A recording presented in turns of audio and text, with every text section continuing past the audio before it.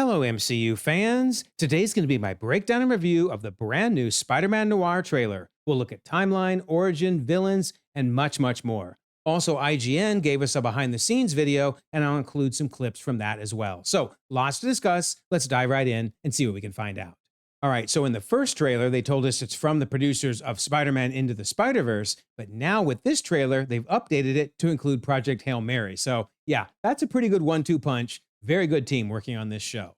So we start with a unique origin story for Ben Riley. This is obviously during World War One. Here he is looking at this spider that's, I guess, having venom being extracted from it, maybe. But notice the outfit he's wearing, definitely World War One outfit. And in fact, the World War One was from 1914 to 1918. So we're going to get some flashbacks to that time frame. Then here we see, I thought they were maybe experimenting on Ben. In fact, they put this, mask on somebody. But then in the newest trailer, the doctor is actually cutting. I'm hoping that's not a person, but all these nasty spiders are coming out. So what is going on, right? But it gets crazier. Look at this thing. This is from the first teaser, but now we see in the latest trailer, I don't know what is going on there. Is it birthing a spider? And then we actually see this nasty spider looking half human, half spider creature biting Ben, right? So maybe that's how he gets his powers. It might even be an accident, like he wasn't supposed to get them, but instead got bit by that weird dude. And then I'm wondering if this is maybe a shot from present day, but it's one of those spider creatures that's been preserved for studies. Very, very weird. But anyway, back to the flashback again. We see Ben recovering from the experience. Here we see him sitting on a cot, obviously still during World War One. You can see the soldiers out there. I love this. I'm not sure what he's doing here, but maybe he's testing out his spider prowess. I don't know. Then it looks like some type of hallucination, and he actually hears somebody calling him, calling Ben. And we see this lady. So I think when we move to maybe more present day, although he looks de-aged, so this might also still be a flashback, but they mention his wife, I'm guessing at least his wife, Ruby, that he's been in a hole ever since Ruby died. And we see him placing, I'm guessing, her wedding ring on her gravestone. So obviously he's lost somebody very important, but I'm gonna assume it's his wife. And then here's Robbie Robertson in the present day saying, "This is your chance to put that shovel down." So I think he's maybe talking about getting over Ruby finally after all these years. All right. So I'm wondering if this is maybe a dream he's having about losing Ruby. Maybe she drowned because this is a vehicle underwater and you see him swimming towards what looks like a woman, obviously, and he can't reach her. The only reason I'm wondering if it's a dream is then we see that he's actually in his Spider Noir outfit. So yeah, it's got to be a dream, right? Maybe a hallucination. I'm not sure, but let me know your thoughts on that. But anyway, now we're in present day, and Ben is hard at work. He's a private investigator, and we see him investigating something here. And then we get a really important timeline clue here when we meet Janet, his trusted secretary. So she says, "What are you thinking about over there?" But more important is, what's over there on the wall, right? It's a calendar. And then, in fact, we get a promo shot that's in color, and clearly it is October. And it also matches perfectly with October of 1933. So I do think that we're in October of 1933, but there's going to be a few more timeline clues coming up that also fit around this time frame. So it does make sense it would be 1933. That's when the Spider-Verse movies take place, at least for Spider-Man Noir. And also we got this article from Esquire telling us it's in 1933. So, all right, October 1933. Now here we can see that Janet notices Ben is going through a lot. I mean, look at that face, right? And she's like, "What happened to him?" And Robbie's like, I don't know. And he explains, "I beat some guys up in a bar, and then I got plastered." Well, now in the new trailer, we see more of that bar fight. Notice he webs this guy's gun and then basically pistol whips this dude, hits him in the head with the gun. Then this dude whacks him in the stomach with a baseball bat. This dude punches him in the stomach. So finally, he ducks this guy. And then this is crazy. He webs, and notice he's got holes in his wrist. Oh my goodness. Holy Tobey Maguire, Batman. That is crazy. In fact, here we see him actually shooting the webbing out. That is so nasty. And notice also it's black. In fact, if we go to color, you can see it's black there too. So yeah, I don't know what's going on, why he necessarily has black webbing, but I really want to know what is up with that hole in his wrist. Ugh, so gross. All right. So then he drop kicks this guy across the bar and punches this dude and then sits down at the bar and he's like, "Hey, give me a drink." Remember the snap from that teaser? That was hilarious. And of course, he does indeed get a drink. In fact, he gets a lot of drinks and gets plastered. All right. So then now we see that Ben is watching Kat Hardy's performance, where she's a lounge singer, I guess, there at a ritzy bar. But then in the new trailer, we see that she has come to hire Ben because she says, I came here to offer you a job. So she says, my friend disappeared. And she shows him this picture. He says, you haven't given us much to go on. But I think that dude is the same guy that we're going to later meet as Sandman. It's Flint Marko, right? Doesn't that look the same? I mean, that is crazy if Cat is the reason that Ben ends up running into Sandman and fighting him. In fact, we're going to see that in a second. But so Cat is saying, what can I say? The world's a dangerous place. He's like, yeah, how dangerous? Tell me how dangerous this guy is. Well, he's about to find out. But first, I think this is kind of crazy. Is Cat trying to seduce Ben? Because he says, we're chasing ghosts. So I think he's referring to the fact that, he still remembers Ruby that he lost, and she, of course, lost her friend. Well, she says, maybe we can be alone together, and reaches out and grabs his hand. So what is going on with her? I mean, she's trying to seduce him, but I bet she's got something nefarious in mind. All right, so now he's off tracking down Flint Marko, and notice this building he's about to enter. I think we're going to see he goes to the top floor because notice it's under construction. So here he is on the top floor, and then walking up behind him, that's Flint Marko. Here's another close-up of him, and you can see the sand on his face. And then here's a shot. Notice anytime down in the lower right-hand corner that you see IGN, this is from their behind-the-scenes video. But notice he's smashing the wall, and then here he's strangling Ben, and then he makes a sand fist, right? And then swings and punches Ben off the side of the building. Yikes. So now we know the context from the first teaser of why he was falling, right? But then what is so weird is we see him falling, but then we also get this shot of Cat falling. Now, maybe he's thinking of her since she sent him to go find Flint. Is this a hallucination or is this some other scene? I don't know, but that is weird. But anyway, luckily he comes to his senses, shoots his webbing up, it catches there on a scaffolding, and then he swings up and swings on top of the building. So I don't know if he swings away or if maybe there's more of a fight. But what's weird is the trailer almost makes it look like he actually fell. But I think he's wearing different clothes here, and this is a different scene. But here he's laying on the ground, and all these people come to look at him. They're like, dude, are you okay? Are you drunk? What's happening? Now, notice on the right, above those people's heads, you can see a tree, and it has no leaves on it. So, yeah, that works really good for October, November timeframe. So, very cool. All right, so then I wanted to include this shot from the behind the scenes video. So the actor playing Sandman explains that his power is also what's killing him. So his sand-like powers are causing him to lose his life. Maybe that's why he's hiding from Cat. So very interesting. All right, so then we see that Ben goes back to probably fill Cat in on what happened. She says, what happened to your face? And he says, I walked into a door. She's like, how many times? And then just like you would expect from Cage, she's like, Look at his face. I love Nick Cage. He is going to be unhinged in this show. Awesome. All right, so here we see Cat looks really upset. I don't know if this is maybe before she hired Ben or after, but notice the two suitcases. That's interesting.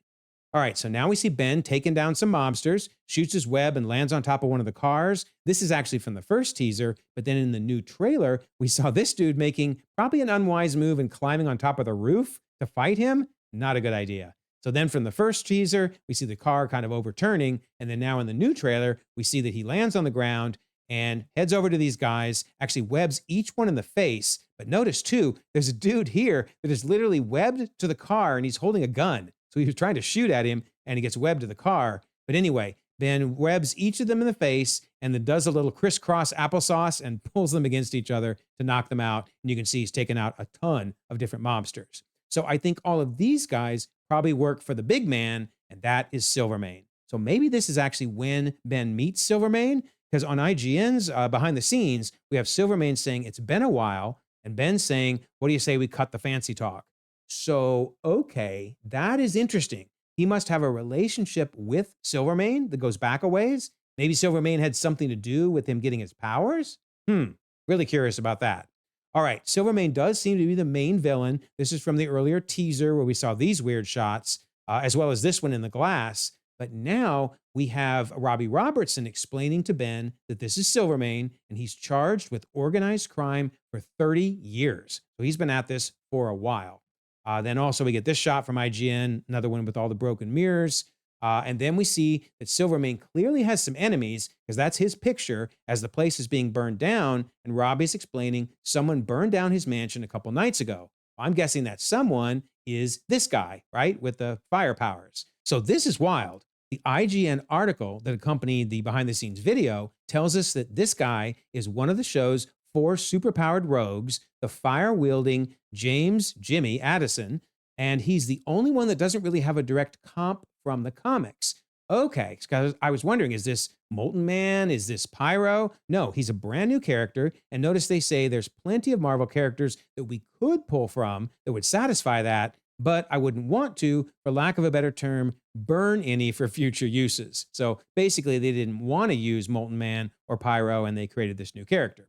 So also, we see him. I thought this was Ben at first, but I don't think so. This must be maybe one of Silvermane's dudes that gets toasted.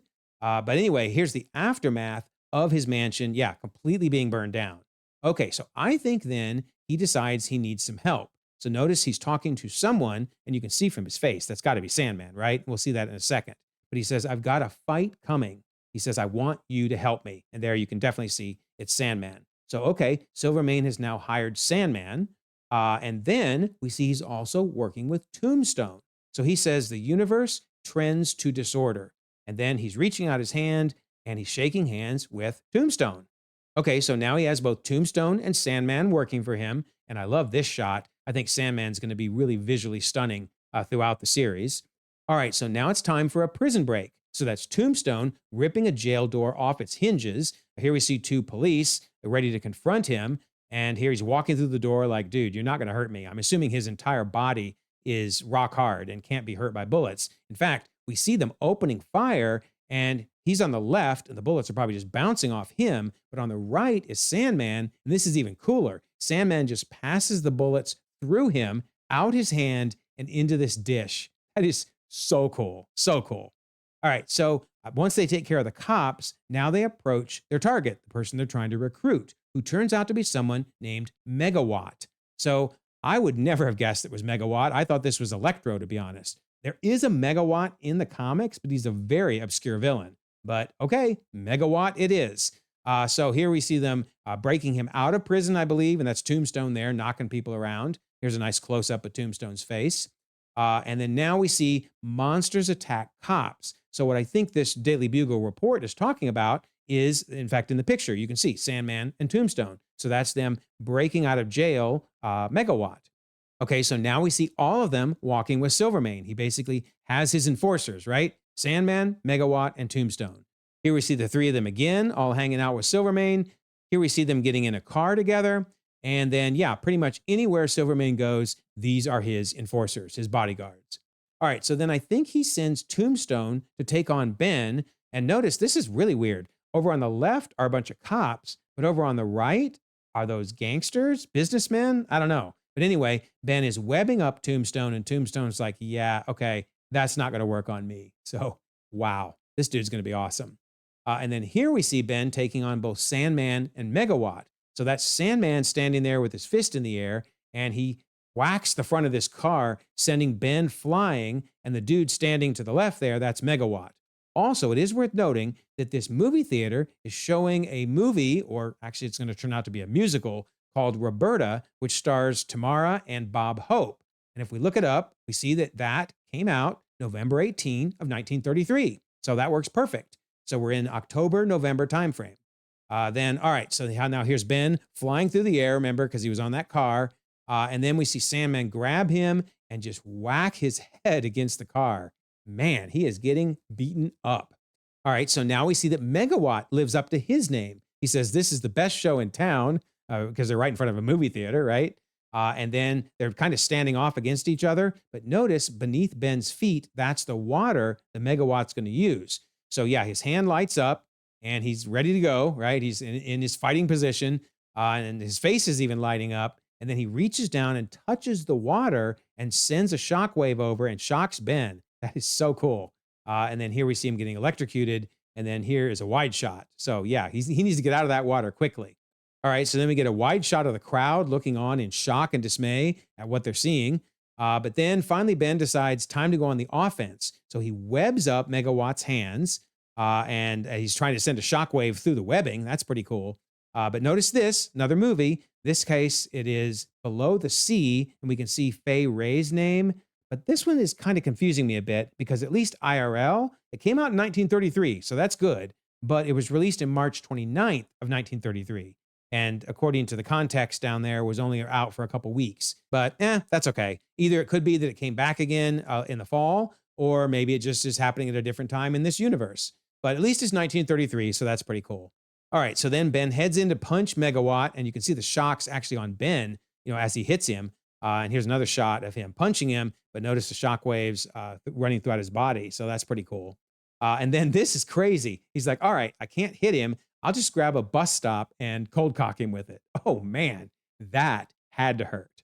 Goodness. All right, so then once again, we see he's been very beat up. I'm guessing this is after his fight with Sandman and Megawatt. Only this time it's Janet. Remember last time it was Kat trying to figure out what happened to him. And she just says, this is how it ends. So yeah, I bet he's getting beat up quite a lot throughout this series. But I do love this final shot. Whatever lies ahead, Ben is ready to take it on. He might get beat up a lot in the process, but he's ready to fight. So yeah, series arrives in just over a month. And of course, it's in two formats, black and white. And that's how I'm going to do my breakdown. And then I'll use color anytime we need to see that to maybe learn anything additional that only shows up in color. But yeah, May 27th should be really, really good. But as I always say, it doesn't matter what I think. I want to know what you think. Did I miss anything? Any Easter eggs? Did I get anything wrong in the breakdown? Maybe in the timeline? Let me know your thoughts, because I love to read and respond to everything. Plus, don't forget, April contest. To be a subscriber, leave a comment. You could win a book or a steelbook. And we have a membership option with lots of cool perks, so you might check it out. Plus, I always love to mention the Discord. Thanks to the Punisher special presentation, we're doing a special presentation pitch contest. The rules are really simple. All you need to do is just submit your entry, and you have until Monday, May the 4th. And our Doomsday Countdown continues. Every day listed here at 7 p.m. Eastern. We watch a different movie or show as we head towards the December 18, 2026 release of Doomsday. So we have 2,600 members across the globe. Conversations 24/7, and I'll leave a pinned comment so you can join. Also, if you don't mind, like this video, subscribe if you haven't already. You can check out more content, and we'll all eagerly await the release of Spider Noir.